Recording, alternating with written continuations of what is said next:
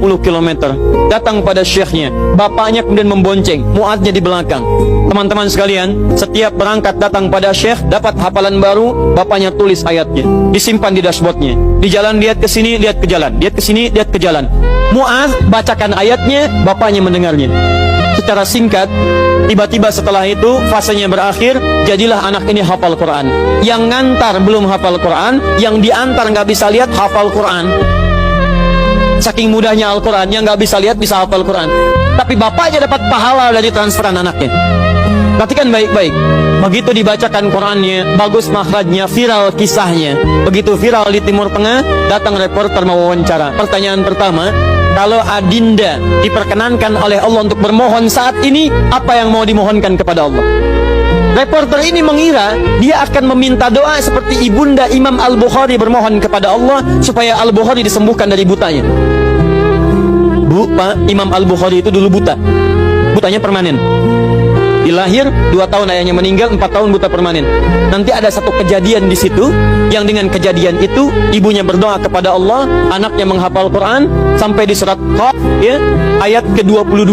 Anaknya murajaah ayat, ibunya memohon kepada Allah sambil menangis, sambil tertidur, sampai tertidur. Disitulah kemudian terjadi sesuatu yang luar biasa. Seketika Allah sembuhkan Al-Bukhari kecil, matanya bisa melihat kembali. Karena kajian kita bukan di sini, lain waktu nanti saya terangkan. Anda yang punya kitab Fathul Bari, Syarah Sahih Al-Bukhari, beli jilid pertama, kitab Muqaddimah, halaman 634, paling kiri, paragraf yang ketiga, baris 1 sampai dengan 9. Anda temukan kisahnya. Nah, reporter ini mengira ini Mu'adz akan minta kepada Allah seperti Al-Bukhari kecil memohon kepada Allah, matanya bisa melihat lagi. Ternyata lihat baik-baik. Kalau saya diperkenankan bermohon kepada Allah dan permohonan saya dikabulkan, maka pertama saya akan mohon kepada Allah untuk tetap membutakan mata saya sampai dengan kiamat. Ya Rabb, mohon butakan mata saya sampai kiamat, karena dengan buta mata ini saya bisa menghafal Quran. Saya takut ya Allah, kalau saya melihat lagi, mata saya melihat maksiat dan hilang Quran dari hafalan saya.